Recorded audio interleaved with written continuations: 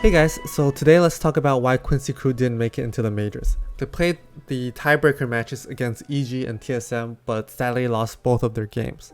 Now, these three teams are the top three in NA, undisputed. The other ones are not even close.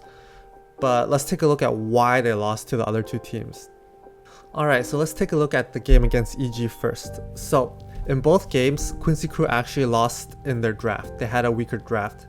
And when the teams are very equally matched or their skills are very similar, the draft actually plays a huge role in deciding whether you win or not, right?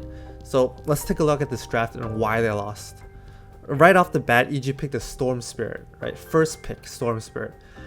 I don't know why Quincy Crew ended up picking an IO right after that, because IO is pretty vulnerable and susceptible into a Storm Spirit, right? You can just fly over, just get you, it's easy picks for a Storm Spirit. Now, that being said, they might have had a plan. I'm not sure what their plan is, but if we look at the draft and we keep going down the draft, right? It feels like they kind of forgot that EG first picked the Storm Spirit. They actually pick heroes that don't have like a very good lockdown on Storm Spirit. They have Spear, they have Stun from TS, they end up picking a Lich, which has that grab, but these three are not that great into a Storm Spirit. What I would like to see was actually a position for Disruptor or a position for Riki. Because the reason why is, first of all, Disruptor really good into Storm, right? You can glimpse him back when he's flying, before he flies, and he'll come back. And then Static Storm, owns Tidehunter, can't be dispelled, right? They do ban Disruptor, but they could have picked it in the third or fourth pick. Alright, next, Riki smoke counter Storm heavily, right? And then also cannot be dispelled by Tidehunter's passive. And as a position for Riki, you can get a sleeping dart, right? Which is really good into Medusa, while making him useless for a couple seconds in that team fight. So that would have been a pretty good pick as well. So they end up picking a Lich. They actually don't have much fighting power, especially since Mars loses their lane. So their lineup completely depends on whether Mars wins their lane or not, right? They need him to get an early blink and then carry the team fight, because Lestric's just going to be farming equally to Storm. And the enemy actually has a DP, a Tide, and a Grimstroke to walk around and try and get fights, right? So obviously EG is going to have an easier time. They even have a better late game. It's just, in general, EG just has a better draft. Alright, so next what I want to point out is that their bot lane is a huge reason why they lost these games. I'm not sure if they're having an off day or not, but if we look, Milan actually plays very, very passively. And that actually makes Kazu's lane extremely, extremely hard. So as we saw just now, IO auto-attacked once, right? Jax attacked once. Let's see the difference in the two supports, right? So IO hit Medusa once, then he's trying to last hit. Jax hit 3 times, 4 times, 5 times, 6 times. All this time, IO's still trying to last hit, right? He's not doing anything.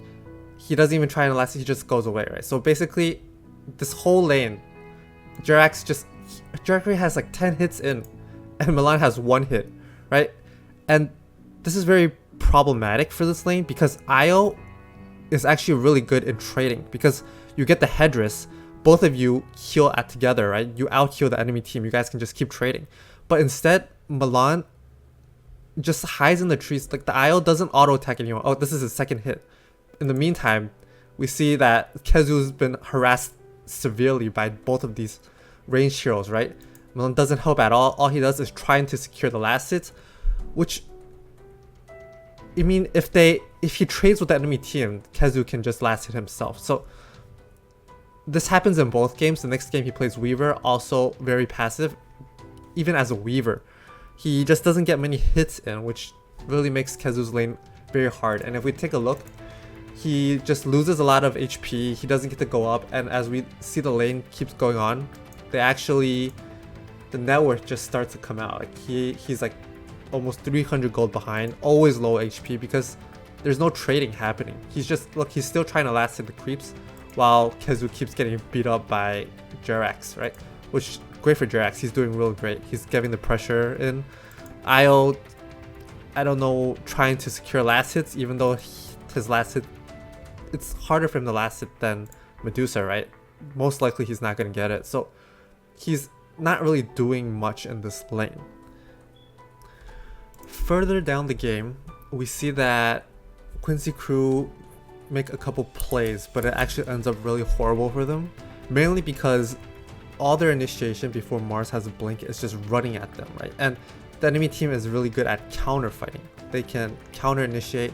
So for example, we see here Mars, and this actually happens a lot. I'm not sure if Kezu's having a bad game or not, but we see he actually already gets spotted, so he's just walking up. Enemy knows. He ults, doesn't use spear immediately. He uses W first, and then ends up not being able to use spear, right? Which results in their team actually just dying. Lich dies, Mars dies. At least Io takes Leshrac away, but this is like happens quite often in this game. They have a decent amount of damage, but they must get a good initiation, right? So they should have waited for Mars to have a blink or until the enemy team pushes, right? Because they have a DP, they're gonna push. Just with them running up, it's really hard for them to get any kind of stuns off, right? Let's take a look at another one where they just run up at the enemy team. Like, so Mars dies here, okay. They just run at crit. It's not, they see them, right? I don't know how they expect to kill him because they have so much time to prep. And this actually ends up getting 3-man killed, plus the Mars that died originally. 4 kills, right? They're just giving the enemy time to prep when they engage, so they end up losing these fights very, very horribly. Not to mention, throughout this whole series, not just this one game, Mars oftentimes does not get his spear off after his ulti, which is basically their whole play, right? Their play is to kill important carry with Mars Arena. But let's take a look right here. So also, I guess maybe Kezu's lane was so hard that like he's a little tilted. Because if we look here, right? So he has vision of Storm flies down. He has vision of all 3. I do not know why he didn't decide to directly initiate right here. Like, it's what he needs. So he sees these 3. If he ults right here, it's really good. It blocks Tidehunter in. Very likely it's gonna prevent his blink, right?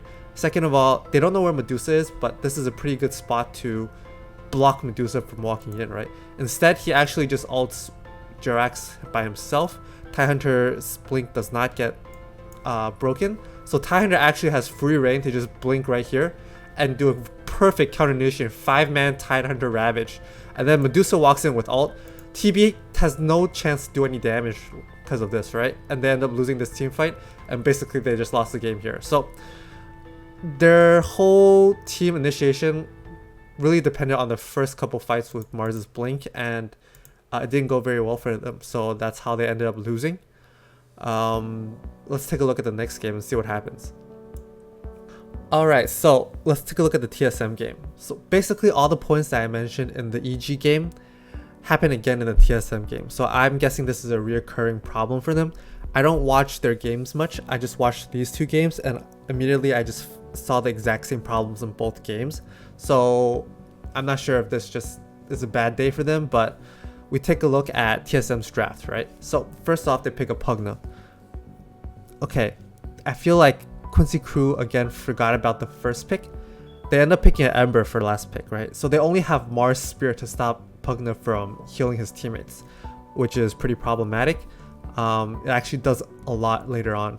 Weaver does get a Spirit Vessel to help out, but it's not that effective. It could have just been easily to pick another hero that has a stun, right? Undying, not the greatest pick into Chaos Knight. His illusions can also hit it. Does less damage, but still does damage, right? Then we see the enemy picked Underlord first.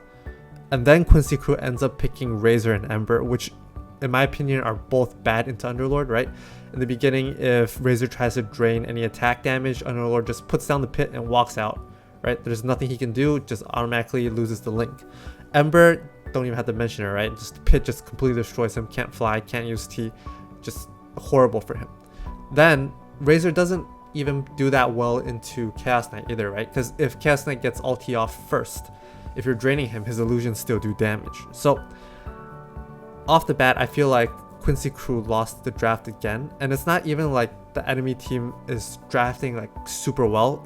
It feels like they just have so much confidence in themselves that they don't care if they pick a bad hero into the enemy team, which I guess backfired. But yeah, that's one of their main problems that I found out in these two games.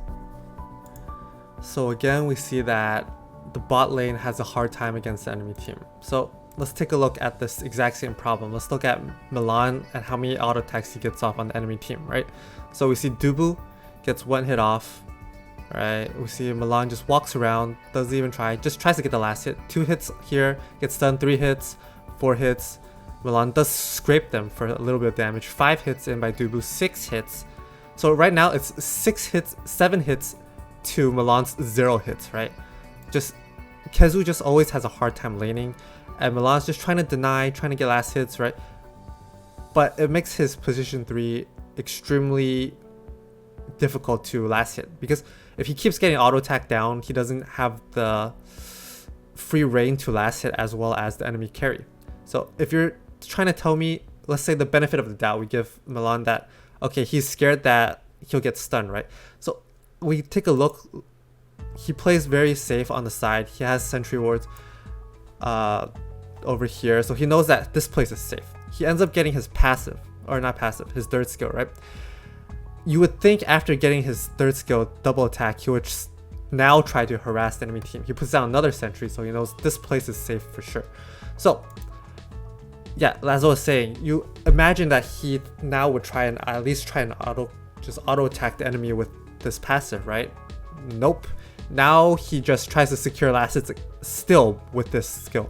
So we see again, Dubu hits him, does nothing, right? Just keeps getting hit, forces Mars to end up getting a passive to not take as much damage, keeps getting hit. In the meantime, while he's getting hit, Weaver doesn't even try to like hit, like he's just standing there, like doesn't even try to hit Chaos Knight or Pugna, just walks around, comes over and gives him a pot. So I'm not sure if this happens most of games, but this bot lane is very passive and they end up losing because Mars is a really strong laner and he shouldn't be so far behind in CS ever. So there must be a problem here if they're so far behind. So next we see again Mars just walks up. He doesn't have blink yet, right? So he just walks up, ults, doesn't get spear off yet again, and he just gets shackled. Here they actually come and save him, and we see, like we said, they don't have enough stuns. Dubu just decryptifies and heals. Razor, Ember, they're all like physical damage. Ember has some magic damage, but it's not enough to kill whoever's getting decryptified and healed by Pugna. So this is the main reason why they lose. Also why I said they lost the draft. They don't have anything to deal with this Pugna pick. That was the first pick. Just like last game, Storm Spirit was the first pick and they had nothing to deal with him, right? So that's a huge problem. So other than the Mars thing just now, that actually happens quite often this game again, just like other game. Mars doesn't get very good ultis off. We take a look right here. So Mars, I'm not sure why. So a lot of times in this game he gets silenced by QOP right after he ults, which is really good from the enemy TSM mid, right? Like he's perfectly silencing Kezu. But right here I don't understand. Let's just take a look right here. He can just spear Underlord into the tree right here, right? So what is the point of him blinking right here and then ulting the same person that he could have stunned into the tree? And then he actually ends up getting silenced right here and cannot spear. Pitlord was almost dies, doesn't die, right? He wastes his spear right here, doesn't hit the Pitlord that left, ends up losing this team fight pretty badly. So let's keep looking down the road. This happens quite often again. Let's look at 26 minutes. So Mars actually gets a really good ulti off here, but he doesn't spear immediately again for some reason. We see he ults, does not spear, and actually gets hexed instead. And then gets silenced by QP, and then Pugna's draining him, and he ends up dying. And then they end up losing this fight, which I think they had a chance of winning if Mars was alive. So again, I'm not sure if it's because he's just tilted from the games before, but I mean, I understand him. Like, you know, when you play Mars and you miss a couple of your stuns, it really gets to you, and you just like doubt yourself, and you just try not to spear where you're not sure. And but that actually ends up losing them the game. You know, I think it's not his fault. He just got rattled. I completely understand. And but yeah, that's basically the same problem that happened in the EG game, right? So basically they just lost their chance at the major due to the same mistakes in both games.